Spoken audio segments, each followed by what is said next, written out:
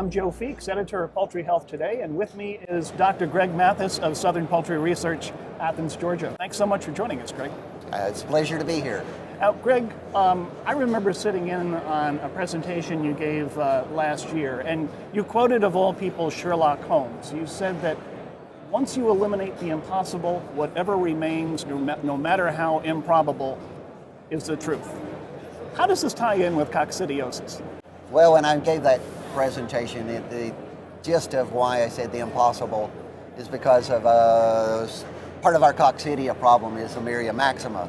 And Emiria maxima is the most immunogenic of the species. And unfortunately, it's also the one that we have the most problems at. And that we would think that being most immunogenic, it would send our vaccines, drugs control it, but it still is a big problem. So it seems like it's impossible. So the truths are this: can we figure out how and why that is actually occurring? And I think we're, each and every day, we're understanding more why Emiria maxima behaves like it does. So there are truths, but it's almost impossible to believe that it's not being controlled already. And it really is like detective work. I mean, it seems like you're trying to unravel a mystery. You've been after coccidiosis for quite some time, but there's still a lot that we don't know.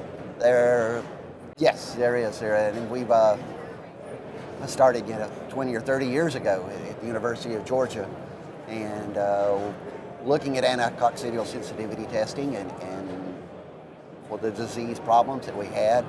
And we still have some of the same issues today that we had back then. And it is a continuous looking and investigating and trying to figure out what is going on.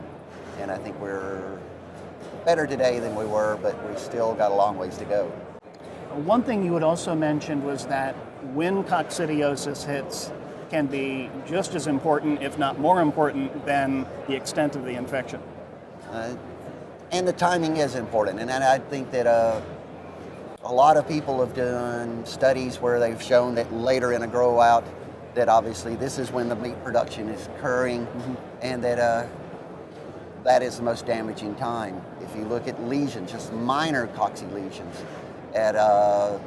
toward the end of a grow out can significantly affect production, while if it's earlier on, then they have time to recover. Emiria cerevisiana, for example, is one of the species upper intestinal, tremendously loss in production performance early on. But if you can get it immunity developed, those cells or the villi will reproduce and actually be better at absorbing nutrients than they were as an earlier age, and you can see a compensatory gain. So there's twofold. There's a compensatory gain issue, as well as if it's late, then you're having a damage issue, and they can't have time to recover. So yeah, the timing is very important, and the particular program you're using is very important as where the timing occurs. Now, we're seeing a growing consumer demand for poultry raised without antibiotics. And technically, one of the anticoccidials that's used for coccidiosis is an ionophore. It's a type of antibiotic. So those producers who want to raise poultry without antibiotics, they can't use ionophores. How are they going about managing coccidiosis? Actually, there's a good thing here, and this may not have been come across before, is that there is some resistance to all the ionophores for overuse over time. And yes, they are being classified and they are antibiotics, so they are being removed from antibiotic-free production. But will this, in the short term, can we get them reclassified in the next couple of years? This will give those ionophores time for resistance to rest, to recover, and that I think in the long run, this may be one of the better things, that we're going to have a whole class of compound that's going to be reintroduced hopefully, once they figure out that this has no relationship to human health, that we can call it an anticoccidial instead of an antibiotic. But in the same time, we're eliminating a whole class of anticoccidials when we only have maybe a dozen to start with. Now we're down to the chemical synthetics that are, obviously we know that drug resistance is more of an issue with those, limited use. that turns us into, if we want a purely antibiotic-free, drug-free program, the only thing we can use is a vaccine, the coccidial vaccine. And it's a live organism, causes some intestinal disruption and lead to bacterial problems. And that is where these replacements or alternatives to antibiotics come into really play.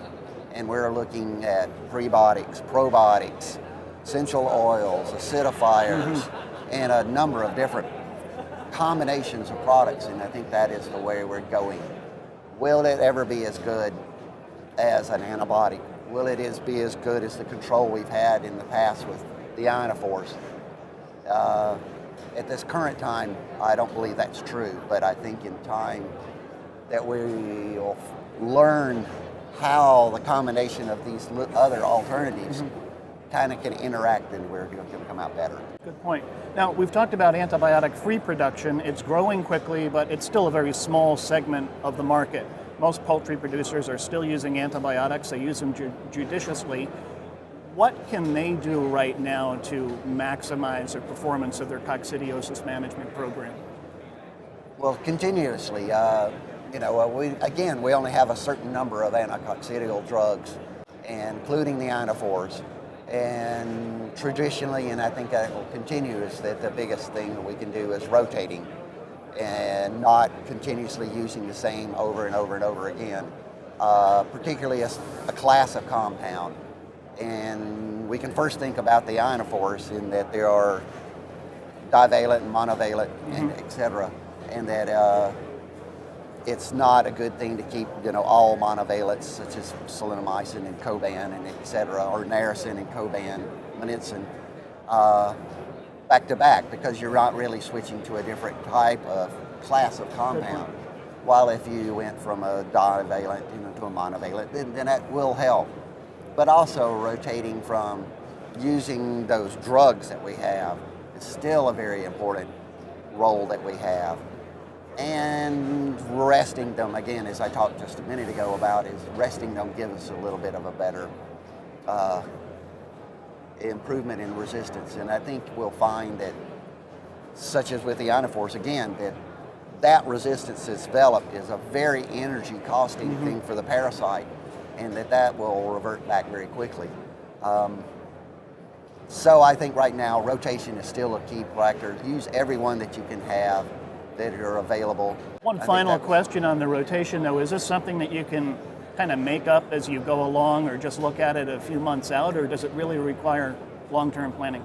Well, considering we only have a certain number of anticoccidial drugs available, then yes, yearly planning is very, very important, because you've got to make sure that you're looking ahead to the next year. As far as, again, can't use the drugs too long because it'll cause resistance. So you need to time that one, as well as the ionophores. Since we're still using them, that we need to make sure that we're not overusing one class versus another. So yes, it takes some yearly planning, because we are limited in options that we have, and it gets smaller and smaller. So it's even more important that we know what we're looking at. Greg, you mentioned vaccination earlier. I'd like to follow up on that. What considerations need to be made when using a vaccine, and do you have to stop using the antimicrobials altogether, or can they be used in the same program? Could you speak to that a little bit? Well, today, again, as I mentioned earlier, is that the only way we can truly have an antibiotic drug-free program is vaccination. And we do have several vaccines in the U.S. that are available. But again, there is some disruption of the intestine and possibly an interaction of bacteria. We can no longer just think about coccidia without thinking about bacterial enteritis. And anytime I talk about coccidia, I now have to talk about both. And what we have to do is control vaccines. Their most potent time, or the time that they're causing most of the disruptions, around 2 or 3 weeks into the production. And can we modulate that time period? And that is really in the present is what we're a lot of people are focusing on. And if you think about antibiotic-free programs, we can use our drugs. We can put it in during that grower phase. It'll regulate, modulate the coccidia to a degree, and then we have immunity. We have some reduction in the interference in the bacterial proliferation, and then go on. But also you can add, at the same time, you can use some of those alternatives that I mentioned, the prebiotics, the probiotics, and even the essential oils to some degree, as long as they're not interfering with the ammonia.